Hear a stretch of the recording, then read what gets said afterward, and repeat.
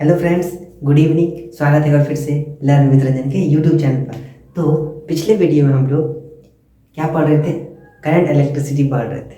ठीक है, तो करंट इलेक्ट्रिसिटी मैंने ओम्स लॉ तक प्रूव किया और उसका रेसिस्टेंस, रेसिस्टिविटी, कंडक्टेंस, कंडक्टिविटी सब कुछ प्रूव कर लिया। इस वीडियो में हम लोग पढ़ने वाले हैं मैग्नेटिक वाला चैप्टर। ठीक है, इसमें हम लोग सबसे पहला जो प्रूव करेंगे वो करेंगे हम लोग बायो-सवार्ट लॉ को प्रूव करेंगे। बायो और सवार्ट ये दोनों अलग अलग व्यक्ति थे। ठीक है, ऐसा मत सोचना कि बायोट और सवार्ट एक ही आदमी का नाम था, नहीं, ऐसा नहीं था। बायोट और सवार्ट दोनों अलग अलग व्यक्ति थे। ठीक है, ये दोनों अलग अलग व्यक्ति ने मिल करके एक प्रूफ किया। वो क्या है प्रूफ? एक्चुअली में ये प्रूफ हम लोग जो इलेक्ट्रोस्टैटिक्स में पढ़े थे ना, कूलम्ब्स लॉ पढ़े थे। ठीक है, कूलम्ब्स लॉ पढ़े थे। कूलम्ब्स लॉ क्या था कि एक चार्ज के बीच का हम लोग क्या निकाल सकते थे? इलेक्ट्रिक फील्ड निकाल सकते थे। यहाँ पर हम लोग को मैग्नेट वाला चैप्टर में मैग्नेटिक फील्ड निकालना। ठीक है, एक वायर के आसपास मैग्नेटिक फील्ड निकालना। वो कैसे हम लोग निकालेंगे? वो निकालेंगे हम लोग बायो-सवार्ट लॉ के द्वारा। ये बायो-सवार्ट लॉ जो है ये एक्चुअली ये दो आदमी के द्वारा मिल करके दिया गया, एक बायोट और एक सवार्ट। ये दोनों अलग अलग व्यक्ति थे। ये दोनों अलग अलग व्यक्ति थे। ये दोनों ने मिल करके एक लॉ दिया है जिसको बोलते हैं हम लोग बायो-सवार्ट लॉ। ठीक है, इसको हम लोग समझेंगे एक मैग्नेटिक फील्ड अराउंड एक वायर की चारों तरफ अगर मैग्नेटिक फील्ड है उसी के द्वारा हम लोग इसको समझेंगे। ठीक है, उससे पहले हम लोग इलेक्ट्रोस्टैटिक्स में क्या पढ़े थे? कूलम्ब्स लॉ पढ़े थे। कूलम्ब्स लॉ एप्लीकेबल है सिर्फ एक ही चार्ज निकालने के लिए। ठीक है, एक इलेक्ट्रिक फील्ड में एक ही चार्ज निकालने के लिए। ठीक है, यहाँ पे जो है ना, यहाँ पे भी कुछ उसी तरह, और ये उसी तरह है जिस तरह हम लोग इलेक्ट्रोस्टैटिक्स में पढ़े थे, लेकिन कुछ बदलाव किया गया इसमें। ठीक है, कुछ इसमें क्या किया गया? बदलाव किया गया। बाकी बात सब चीज़ सेम है, लेकिन थोड़ा सा बदलाव के कारण ये पूरा क्या हुआ? बदल गया, जो बायो-सवार्ट लॉ के द्वारा दिया गया है। ठीक है, तो हम लोग इसको पढ़ेंगे। हम लोग इलेक्ट्रोस्टैटिक्स में इलेक्ट्रिक फील्ड निकालते थे, है ना, इलेक्ट्रिक फील्ड, लेकिन हम लोग इलेक्ट्रिक फील्ड इसमें नहीं देखेंगे। हम लोग इसमें एक वायर के आसपास निकालेंगे। मान लीजिए ये वायर है। ठीक है, ये कुछ भी वायर है, स्ट्रेट वायर है, टेढ़ा वायर है, कुछ भी वायर ले लो, हमको उससे कोई टेंशन नहीं, उससे हमको कोई दिक्कत नहीं। ठीक है, यहाँ पे मैग्नेटिक फील्ड है। यहाँ पे क्या है? Magnetic field. ये हमारा है डीएम, इसको हम लोग डीएम बोलते हैं। ठीक है, या मैग्नेटिक फील्ड को हम लोग बी से भी डिनोट कर सकते हैं, मतलब जो मन करे वो ले लो तुम, हमको उससे कोई टेंशन नहीं। ठीक है, ये हुआ।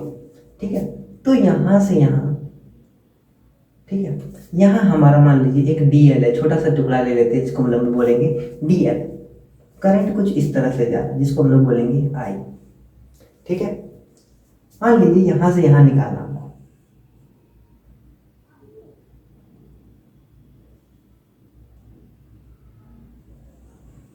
ठीक है, ये निकालना, यहाँ का एंगल होगा हमारा 90 डिग्री। ठीक है, 90 डिग्री। ठीक, अगर आपसे पूछा जाए कि अगर करंट बढ़ाएंगे तो मैग्नेटिक फील्ड बढ़ेगा या घटेगा? करंट बढ़ाएंगे तो मैग्नेटिक फील्ड घटेगा या बढ़ेगा? तो D M is directly proportional to current. Current बढ़ाएंगे तो मैग्नेटिक फील्ड बढ़ेगा, ये हमारा मैग्नेटिक फील्ड है।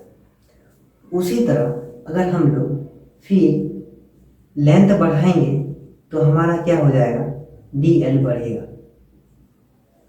उसी तरह अगर हम लोग थीटा बढ़ाएंगे तो मैग्नेटिक फील्ड बढ़ेगा।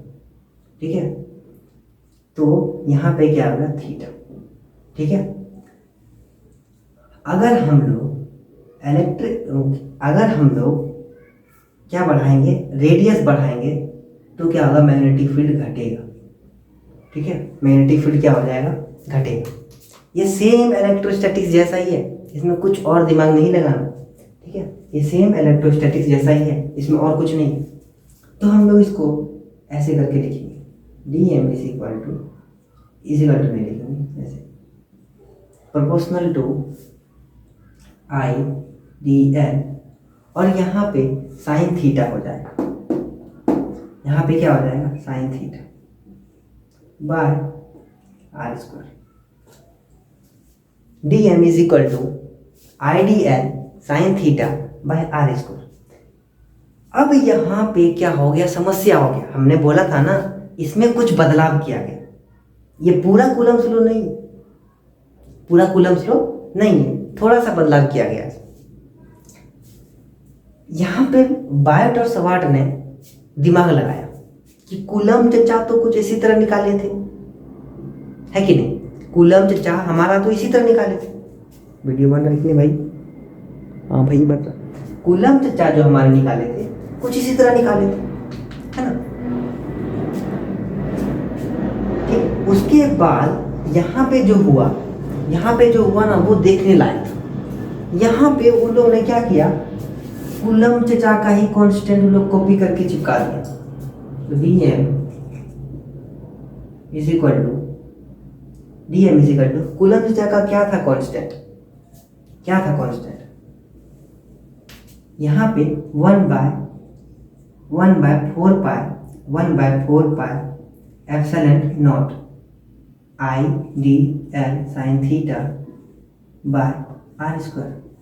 यही चीज ये प्रोपोर्शनल हटाने के लिए उन्होंने ये कांस्टेंट जैसे लगाया, और ये कांस्टेंट लगा करके जैसे उन्होंने सब साइंटिस्ट के सामने प्रदर्शन किया, मतलब दिखाया उसको, तो सब साइंटिस्ट तो पता था कि कूलम्ब का लॉ तो पहले ही निकला हुआ था, है ना? कूलम्ब का लॉ तो पहले ही बताया गया।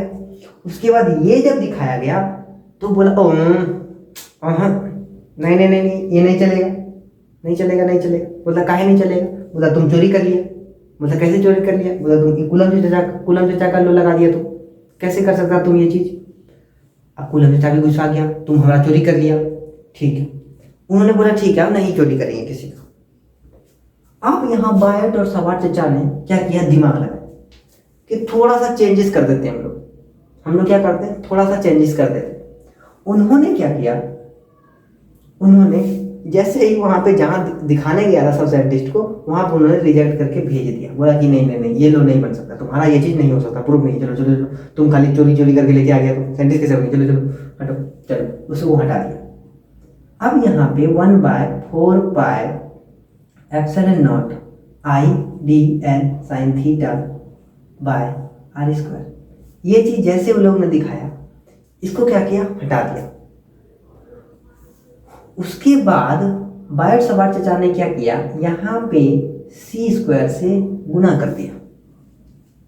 देखो दिमाग, साइंटिस्ट का दिमाग, ये सोच करके लोग परेशान था, करियो की अब अबे अगर ये रिजेक्ट होगी लो तो की करियो। ठीक है, ये सोच करके वो लोग परेशान था। अब क्या किया, c स्क्वायर से गुना कर दिया। ठीक है, अब जैसे c स्क्वायर से गुना कर दिया, फिर भी तो ये वाला चीज तो कूलम्ब चचा का दिख रहा है, तुम बदला कौन सी, तो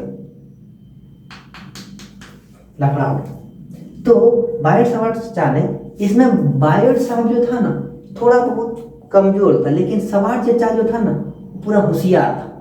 ठीक है, पूरा होशियार, पूरा दिमाग वाला आदमी था। ठीक है, उन्होंने क्या कर दिया, यहाँ देखिए, ये 1/एप्सिलॉन नॉट इंटू c स्क्वायर को म्यू लिख दिया, म्यू नॉट, है ना? इसको क्या कर दिया, म्यू नॉट लिख दिया।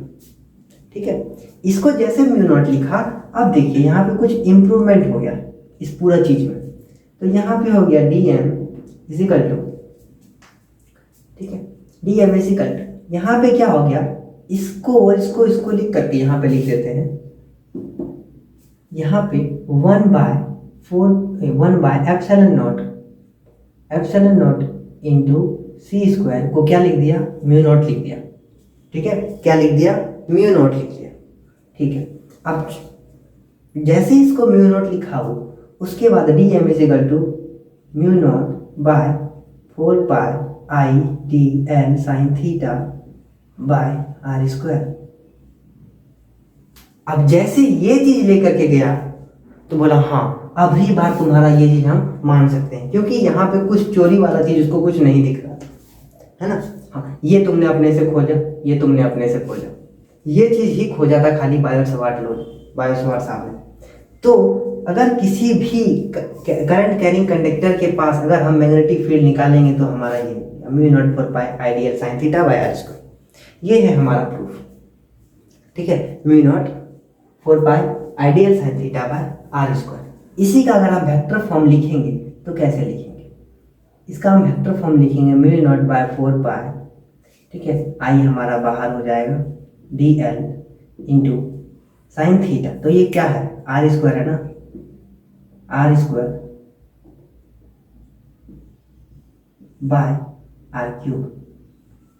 ठीक है, ये हुआ हमारा वेक्टर फॉर्म, इसी का क्या हुआ, हमारा वेक्टर फॉर्म हुआ। ठीक है, तो यही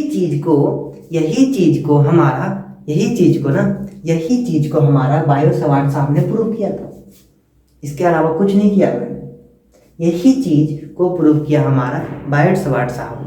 ठीक है, क्या इतनी बात समझ में आ गई? ठीक है, अगर आपको वीडियो अच्छा लगा हो तो कमेंट जरूर करें। ठीक है, क्योंकि कमेंट करने से एक अलग सा मोटिवेशन मिलता है। ठीक है, आज तक के लिए इतना ही, मिलते हैं छोटे से ब्रेक के बाद, तब तक बने रहिए लर्न विद रंजन के साथ। थैंक यू वेरी मच, जय हिंद।